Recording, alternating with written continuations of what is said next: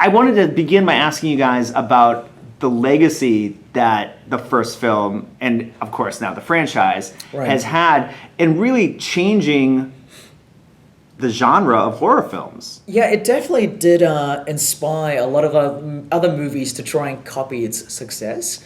You know, I think the success that they saw were more what's on the surface, meaning, you know, they saw only the blood and gut stuff, which the first one actually doesn't have that much of.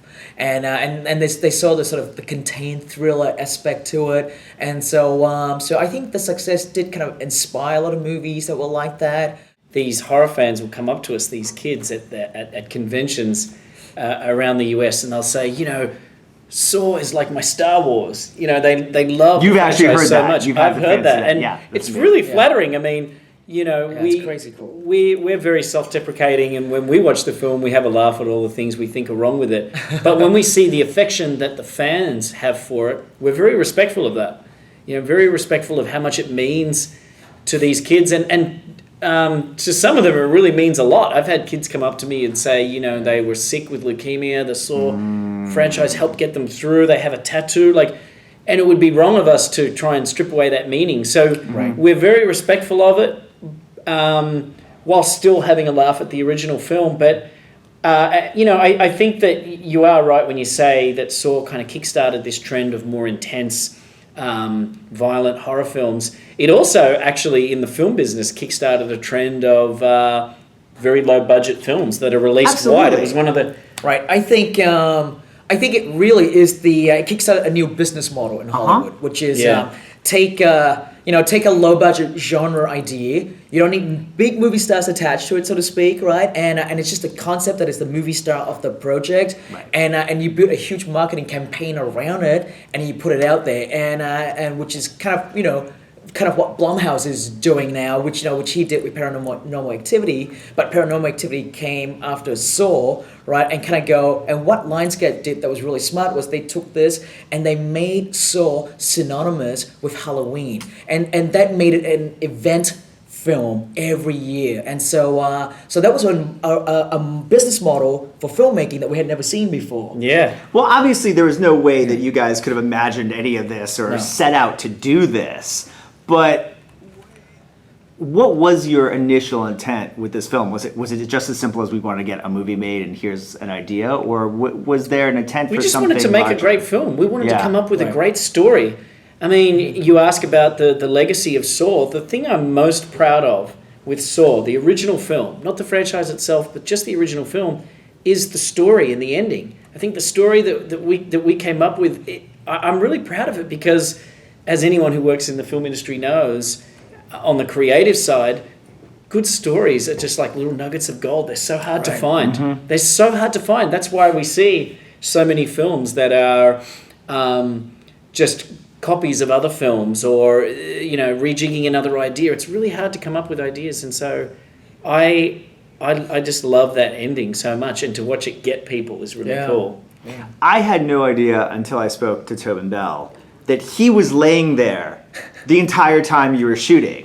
I just assumed it was a body double or a dummy or something, and then you just revealed him in that final shot. I just want to clarify. Yeah. We could not afford a dummy or a body double. That would have been too expensive. So but you could afford Tobin Bell, long-time character, great character actor, to lay there for 2 weeks or however long Tobin it was really cool with that because, besides, the budgetary stuff aside, which I like to joke about, one of the things I really wanted to do, and Leigh felt the same way as well, was we didn't want to cheat.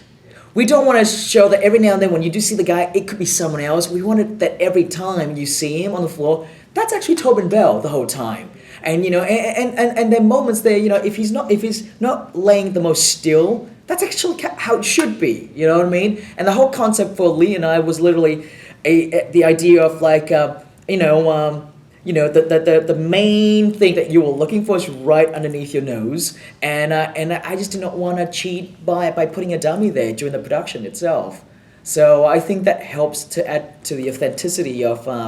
It just helps to land the ending much stronger when he finally gets up, and for me to be able to sell, and for Tobin to be able to say that he liked that the entire time of the bathroom shoot, just is much cooler from a marketing standpoint, at least. Yeah. And from a badge of honor standpoint. Yeah.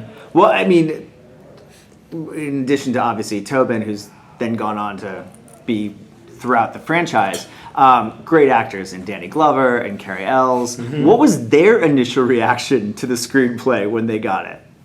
They loved it. People always point this out about my film, our film, is how do you guys manage to get such good actors, or rather actors that are generally not associated with the horror genre? How do you get like these non-horror people to come and act? I mean, Carrie Elwes is known for that. Danny Glover is known for that. And so and even down to like our other movies, like Patrick Wilson, Rose Byrne, and all that.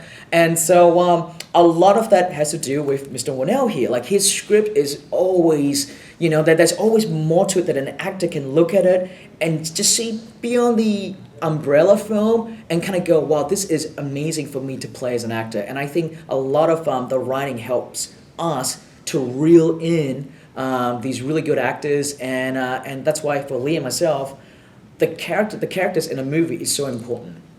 Don't sell yourself short. You make a great cup of coffee. That's right. I did. Carrie did sign up because I did make a great cup of coffee. Great latte. Saw started out as a small little movie that is not on anyone's radar. It wasn't on anyone's radar at all, and so we were allowed a lot of freedom to do what we wanted to do. You could get away with cutting off a foot. Yeah, we could. Yeah, but I don't show the foot getting cut off. Do you know what I mean? And so, unlike a lot of today's horror films, or thrillers or dramas, where just go watch TV, go watch an episode of CSI and see how violent those shows are, right? So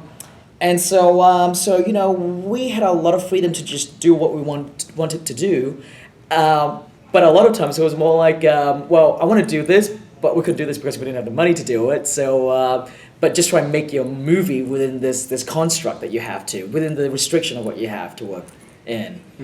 And that's where maybe the magic came out of.